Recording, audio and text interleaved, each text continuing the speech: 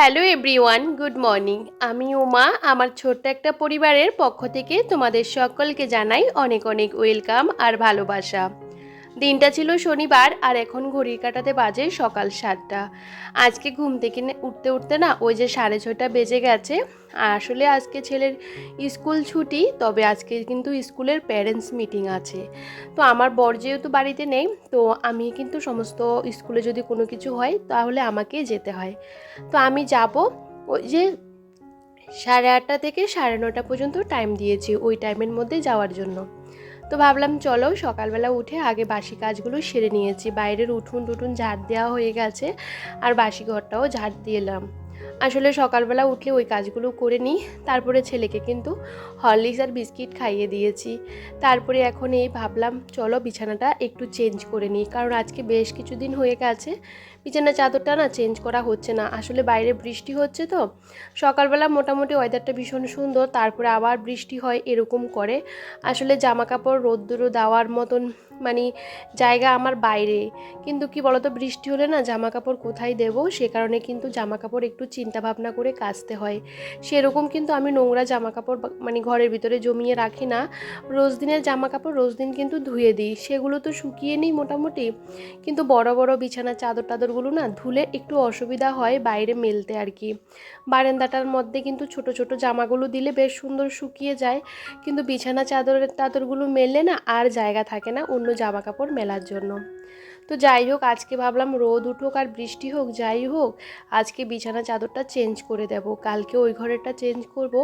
একসাথে সমস্ত কাঁচা ধোয়াগুলো করে দিলে না বর্ষার সময় ভীষণ অসুবিধা হয়।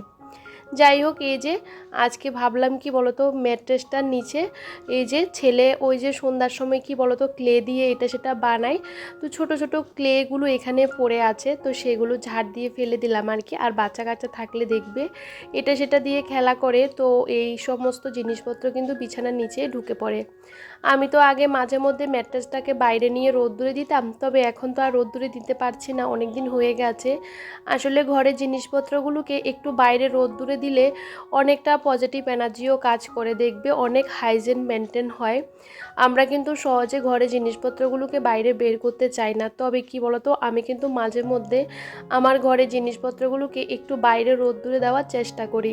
তাতে ভীষণ ভালো লাগে, দেখবে অনেকটা শরীরটা হালকা লাগে যে না সমস্ত কিছু একটু রোদ্দুরে দিয়েছি। বালিশগুলোও যেরকম রোদ্দুরে দিলে কি বলতো অনেকটা একটু ফুলা ফুলা হয় আর কি, আর সবসময় মাথায় দিতে দিতে কেমন একটা হয়ে থাকে।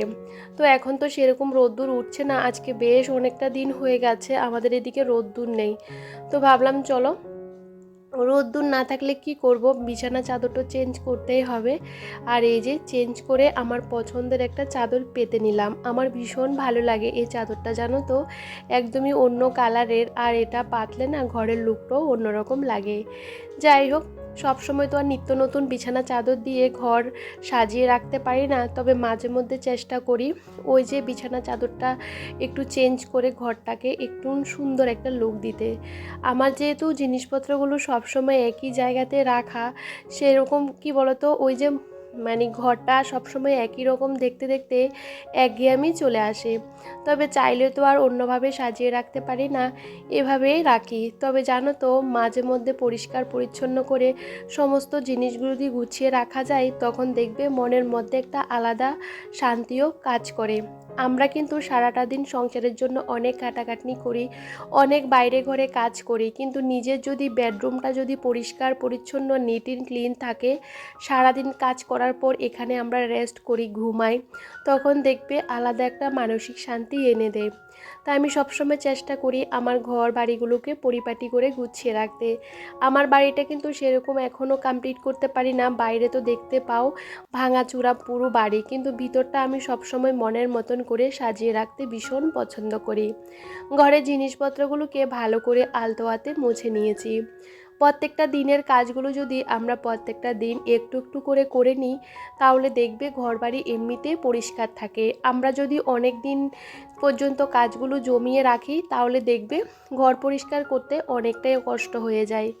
তো আমি কি বলতো এই অভ্যাসগুলো আমার কিন্তু ছোটোবেলা থেকে আছে। আসলে কি বলতো পরিষ্কার পরিচ্ছন্নভাবে চলার জন্য যে কোনো অভ্যাস কিন্তু একদিনে তৈরি হয় না, এটা কিন্তু দীর্ঘদিনের সুঅভ্যাস। আর এই অভ্যাসগুলো আমার মধ্যে কিন্তু ছোটোবেলা থাকতে ছিল। বাবার বাড়িতেও কিন্তু বিয়ের আগে আমি সবসময় ঘর বাড়ি পরিষ্কার পরিচ্ছন্ন করে রাখতাম, ঘর অনেকটা বার করে মুছতাম। আর জানো তো এখন সে কথাগুলো মনে পড়ে, মা তো আমাকে বলে যে এখন না 2-3 দিনে একদিন উঠোন ঝাড় দিই। এখন তো পারে না, মায়ের বয়স হয়ে গেছে বুঝতে পারো, আর বাড়িতে সেরকম কেউ থাকে না, তো এমনিতে সমস্ত ঘর দুয়ারগুলো পড়ে থাকে। মা বলে কি এখন সপ্তাহে একটা দিন ঘর মুছি। আসলে মেয়েরা যেরকম নিজের বাড়িটাকে বা বাবার বাড়ি বলো আর হাজব্যান্ডের বাড়ি বলো সবটা কিন্তু খুব সুন্দর করে মেনটেন করতে পারে। একটা পর্যায়ে এসে কিন্তু আর কিন্তু করা যায় না, যেরকম বয়সের সাথে সাথে কিন্তু অনেক কিছুই চেঞ্জ হয়ে যায়। আমি এখনও পর্যন্ত বাবার বাড়িতে গেলে আমি আগে মা বাবার ঘর, তারপরে আমাদের যতগুলো ঘর আছে সেগুলো আগে পরিষ্কার করি, তারপরে আমার ভালো লাগে, না হলে আমার ভালো লাগে না। যেহেতু আমি সবসময় পরিষ্কার পরিচ্ছন্ন করে থাকতে ভীষণ পছন্দ করি, আমার এই কাজগুলো করতে একটু কষ্ট হলেও কিন্তু সে কাজগুলো না করলে আমার ভালো লাগে না। যাই হোক, তোমাদের সাথে কথা বলতে বলতে আমি কি করেছি বলো তো, ঘরটা ভালো করে ক্লিন করে নিলাম আর ঘরটা ঝাড় দিয়ে নিলাম।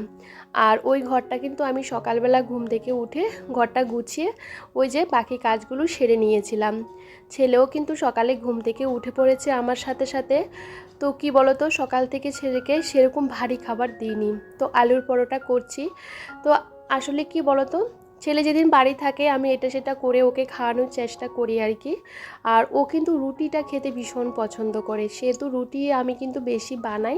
অনেক সময় পরোটা করে দিই, অনেক সময় এটা করে দিই, মানে যেটা যখন ভালো লাগে সেটাই করে দিই। তো আজকে কি বলো তো আলুর পরোটা করছি, আর একদমই অন্যরকমভাবে করার চেষ্টা করি। আমি কিন্তু বেশি একটা তেল দিই না, কারণ সকালবেলা এত তেল খাওয়াও ভালো না। তো আজকে না ঘি দিয়ে করলাম না, ঘিটা নিয়ে আসতে ভুলে গেছি। আসলে সকালবেলা ফ্রিজে একদমই জমে থাকে, সেরকম না অসুবিধা হয়ে যায় আর কি। তো যাই হোক, আর ভুলেও গেছি, তো আজকে একটু তেল দিয়ে করে নিয়েছি। আমার জন্য আজকে চা বানিয়েছি, বেশ অনেকটা দিন হয়ে গেছে চা খাওয়া হচ্ছে না জানো তো। মানে কি বলতো, মন চাইছে চা খেতে, কিন্তু আমি জোর করে চা খাওয়াটা বন্ধ করতে চাইছি কিন্তু পারছিলাম না। আজকে প্রায় 1 সপ্তাহ হয়ে গেছে তারপরে চা বানালাম। তো যাই হোক, চাটা কিন্তু আমি চিনি চারা বানাই, তবে চিনি চারা চা বানালে সেটা তো বুঝতে পারো কেমন একটা লাগে, তারপরেও কিন্তু খেতে হয়। সব সময় না খাওয়া দাওয়া একটু কন্ট্রোল করলে নিজের শরীর স্বাস্থ্য কিন্তু এমনিতেই ভালো থাকে। তো আজকে তো স্কুলে প্যারেন্টস মিটিং আছে, আসলে বাচ্চাকে নিয়ে আসতে বারণ করেছিল, কিন্তু আমার তো বাড়িতে কেউ নেই, সেহেতু আমার ছেলেকে আমি নিয়ে এসেছি, অন্যান্য কোনো বাচ্চা আসেনি। এই যে একটা বাচ্চা এসেছে ওর মা বাবার সাথে। তবে যাই হোক, ছেলেকে এখানে কিন্তু বসিয়ে রেখে আমরা সবাই ওই যে যেখানে মিটিং হচ্ছিল সেখানে ছিলাম আর কি। তো ওখানে প্রায় 1 ঘন্টার উপরে আমাদের বসতে হয়েছিল। তো আসলে কি বলতো, সামনে ছেলের পরীক্ষা আছে আর 1 মাসও নেই, তো সে ব্যাপারে কিন্তু সবাইকে মানে ডাকালো আর কি। আর বাচ্চাদের তো জানো কত রকম প্রবলেম থাকে স্কুলে। তো যাই হোক, এ সমস্ত কিছু মিটিয়ে তারপরে বাড়ি আসলাম। তো বাড়ি আস্তে আস্তে 10টা বেজে গেছে, বাড়ি এসেই কিন্তু আবার কাজে লেগে পড়েছিলাম। আসলে এ সমস্ত কিছু বাইরে দিয়ে গেছিলাম, আর দেখি বৃষ্টি টিষ্টি কিছু হয়নি, আমি ভীষণ টেনশনে পড়ে গেছিলাম যে জামা কাপড় তো সবটা বাইরে দিয়েছি কাঁচা ধোয়া করে, জানি না বৃষ্টি আসলে সব ভিজে যাবে। আমি যেহেতু স্কুলে ছিলাম, তবে বৃষ্টিটা আর হয়নি, অনেক মেঘ করেছিল, অন্ধকার করেছে অনেকবার।